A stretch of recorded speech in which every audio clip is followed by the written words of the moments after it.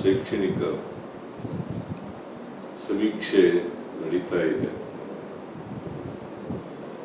ಕೆಲವೇ ದಿನಗಳು ಬಾಕಿ ಉಳಿದಿವೆ. ಈ ಸಮೀಕ್ಷೆಯಲ್ಲಿ ಎಲ್ಲರೂ ಭಾಗವಹಿಸಬೇಕಾಗಿ ವಿನಂತಿ ಮಾಡಿಕೊಳ್ತಾ ಇದ್ದೇನೆ. ಕಾರಣ ಯಾಕಪ್ಪ ಅಂತಂದರೆ, ಇದು ಬರೀ ಹಿಂದುಳಿದ ಜಾತಿಗಳ ಸಮೀಕ್ಷೆ ಅಲ್ಲ, ಅಥವಾ ಇನ್ಯಾವುದೋ ಜನಾಂಗದ ಸಮೀಕ್ಷೆ ಅಲ್ಲ. ಇದು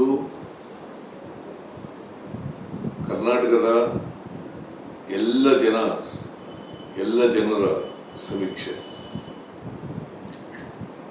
ಸುಮಾರು ಕರ್ನಾಟಕದ ಜನಸಂಖ್ಯೆ 7 ಕೋಟಿ ಜನಸಂಖ್ಯೆ ಇದೆ. ಈ 7 ಕೋಟಿ ಜನರ ಸಾಮಾಜಿಕ, ಶೈಕ್ಷಣಿಕ, ಆರ್ಥಿಕ ಸ್ಥಿತಿಗತಿಗಳನ್ನು ಸರ್ಕಾರಕ್ಕೆ ಮಾಹಿತಿ ಇದ್ದರೆ ಮುಂದಿನ ಕಾರ್ಯಕ್ರಮಗಳನ್ನು ಸರ್ಕಾರ ಮಾಡುವಾಗ ಅವುಗಳನ್ನು ಗಣನೆಗೆ ತಗೊಂಡು ಕಾರ್ಯಕ್ರಮಗಳನ್ನು ರೂಪಿಸಲಿಕ್ಕೆ ಸಾಧ್ಯ ಆಗ್ತದೆ.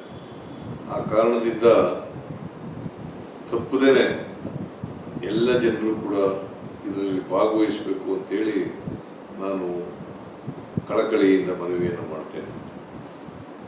ಮತ್ತು ಈ ಮಧ್ಯೆ ಕೆಲವು ಅಪಪ್ರಚಾರ ಮಾಡ್ತಾ ಇದ್ದಾರೆ.